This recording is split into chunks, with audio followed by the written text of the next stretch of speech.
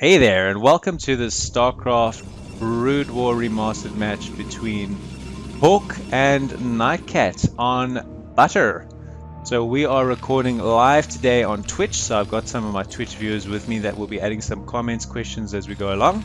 I received this replay from Nitekat, who is playing in the black today. This game was played on the Shield Battery Ladder, which is an alternative to Battle.net. I just want to give a shout out to those guys for giving all of us StarCraft players an alternative when Battle.net shit its bed and didn't break or didn't work for 3 or 4 days. So thanks for that, guys. At least we could play some games. And as a result of that, players who ladder at a very high level like Hawk got to play players like Nitekat who ladders at a little bit of a lower level.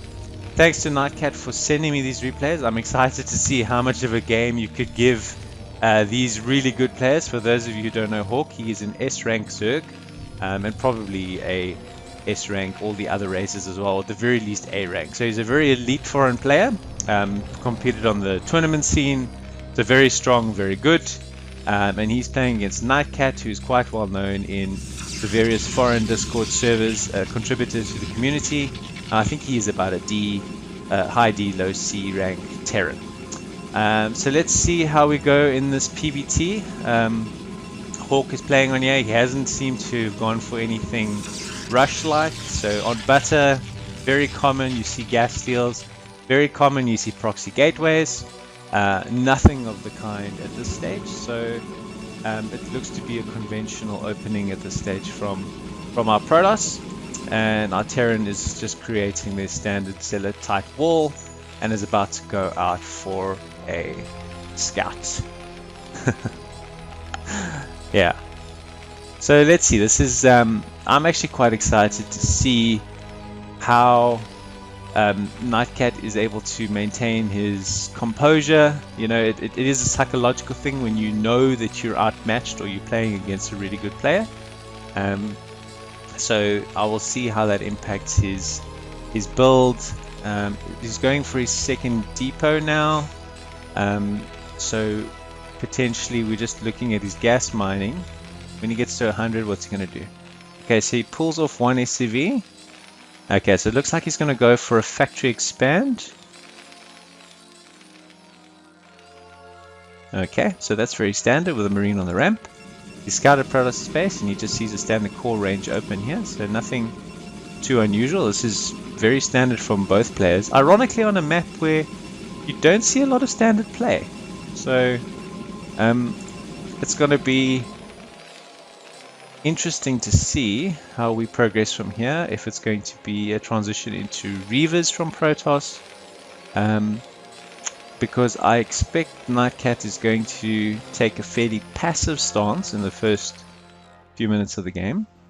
And maybe Hawk will be the one to do some of the more aggressive play.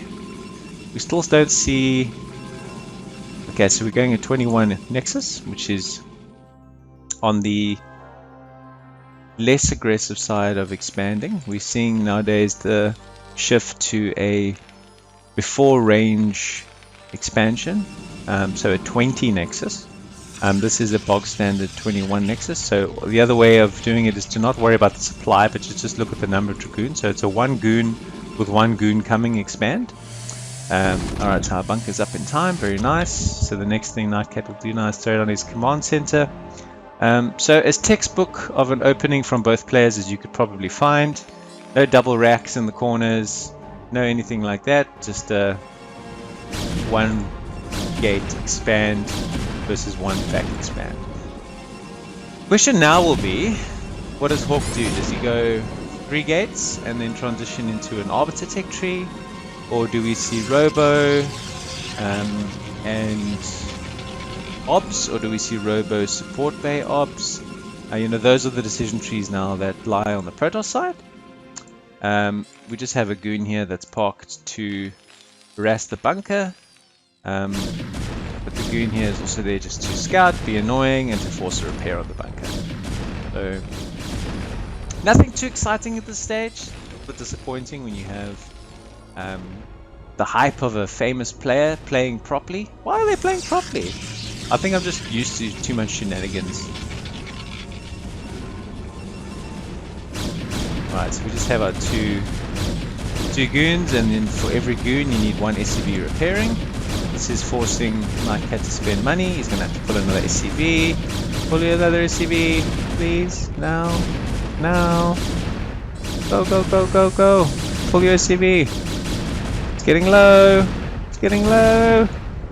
No. Oh, nicely done. Okay. So, we had to repair this anyway. So we're doing a... Okay, so we just pushed them back. Oh, the micro here. So good. Oh man, that's very good. Very elite level micro from Hawk. Nicely done. I don't think his goons took much more than shield damage and got a lot of damage done themselves. Repaired the bunker again. Nitekat is on one tank. Hawk is 49 versus 32. Behind all that, he's kept going religiously with his pro production and is in a position now to take a third base. So I think that's really one of the skill differentials that I love to always see when watching good players. They're able to micro and continue to make their probes and continue to progress in their build fairly seamlessly, whereas it feels like you've got a million assignments. I mean, his build in terms of as a conceptual level is very straightforward. It's 2-gate ops with a 6-minute expansion. The impressive thing is, with that, he has continuously harassed the Terran and his Dragoons, forcing a continuous repair on the bunker until such time that Nitekat goes siege mode. Now Nitekat's got siege mode and he's got no vultures on the map, he's got no mines, he's got no vision, and that's just really because of the good micro from the Dragoons creating the containment. So now the Goons can move back, they've done their job.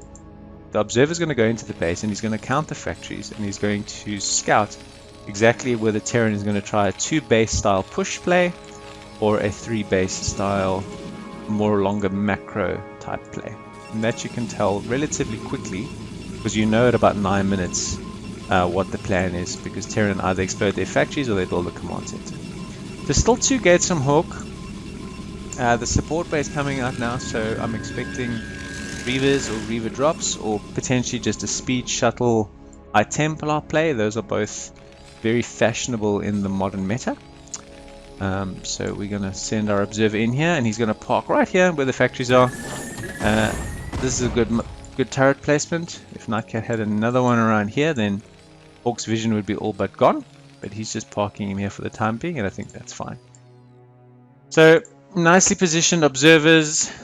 You can see all angles. He's basically positioning. People would ask, why are your Dragoons here and here? This is quite random. It's to block all the roads of a vulture to come in and harass any bases. So with this setup, he doesn't have to spend money on cannons. He can optimize his spend to be purely on production. Meanwhile, back in Terran land, we have got tanks at the front door, so we're nicely fortified. We're on 43 SCVs, which is more or less the number you stop at if you're going to go for a 6-factory push. Nitekat seems to have factory push vibes here. This doesn't look like he's going to be trying to take a 3rd base. This looks like he's going to try and pressure.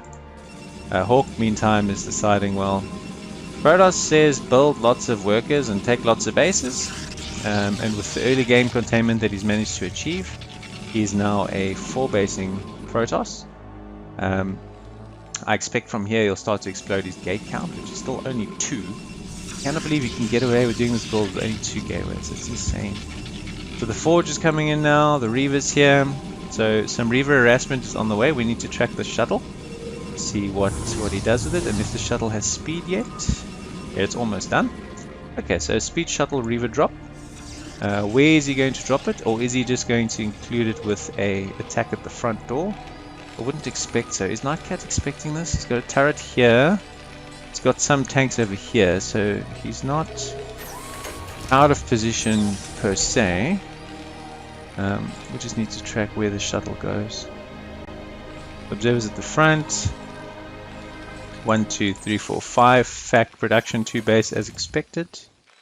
You slowly move forward. Oops! Oops! That wasn't the best. You did take a hit there.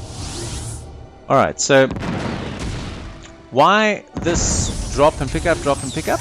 What it does is, I think Hawk has expected a push, and because he's gone for 4 bases, he's using the Reavers as a vehicle to buy himself time to explode his gateway production so that he can produce enough units to take this fight by the time Terran gets to where it wants to take this fight. So these are just a very, very efficient, very, very cost-effective stalling tactic, which is thwarting, yes, thwarting is a fancy word, Terran's attempts to push. Does this mean that Nitekat is going to change his plan and potentially position to take a third? I don't think so. I think he's going to add units and go for a timing. We'll have to see though. So the 4 bases are there.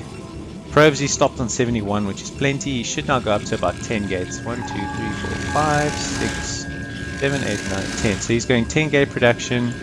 Here they come. The Reavers weren't able to stall anymore, but they stalled more than enough. There's now a disconnect between the main army with the vultures and the tanks. So that he's gone and basically thrown about 5 or 6 vultures into some dragoons there in exchange for very little. And now Hawk is moving back with his family of Reavers and Zealots to take this fight. And I think Protoss is going to have more than enough. He can pull from here if he needs to.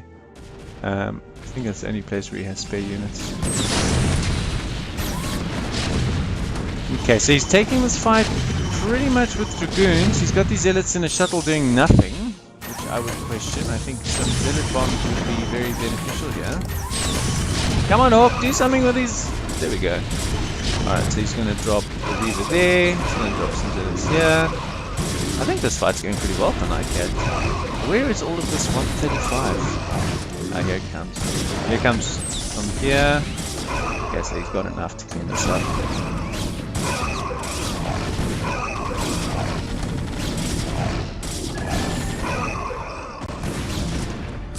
Come the Goliaths, try and tip off the shuttles.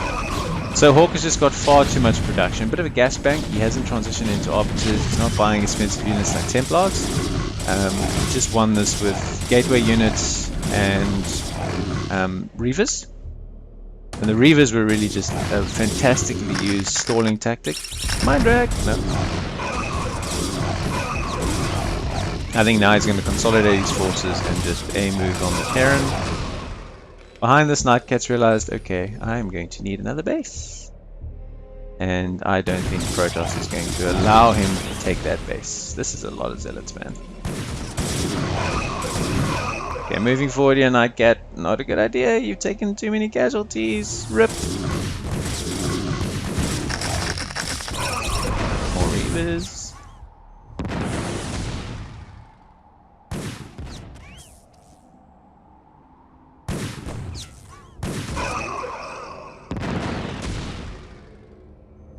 Okay, so where are we? We have Ollie the Observer watching what's happening, what Terran is sending down. We've putting some units in play here to protect this base. And Protoss is going, well, I'm ahead. I'll take a 5th. And I'll just keep pumping out hordes of +1 gateway units. And I'm just going to overwhelm Protoss when I hit max, potentially. And move in and attack. Will he target the 3rd or will he go for the natural? Time will tell. But I think our Terran friend is in a spot of bother, to say the least.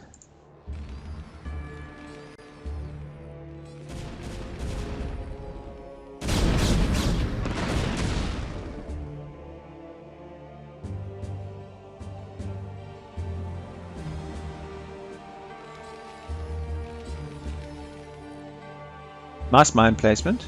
It's going to slow him down. But he needs time. And he needs money.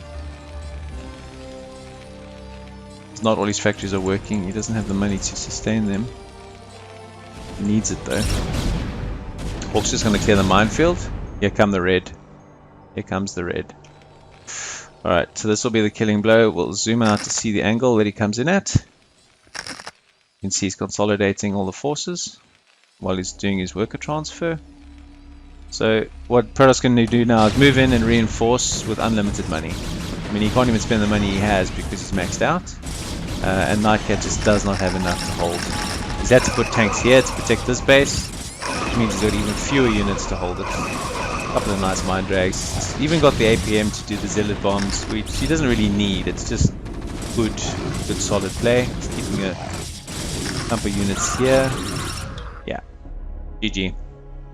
So well played by Nitekat. I've got no issues with how he played the game. I think where Hawk won this match was incredibly straightforward.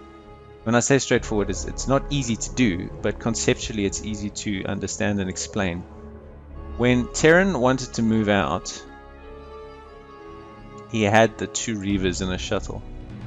And what that meant was he bought himself an additional 2.5 minutes to get his 4th base, which was this one, fully saturated, and to get his gate count from 2 till 10. And so it just meant that by the time the fight happened around here, he had enough units. If he doesn't do that shuttle delay, then that fight from Nitekat turns out to be a very good trade and can potentially give him a lead, because then he can expand behind it and he can send vultures after that attack to potentially harass and shut down some of these other bases.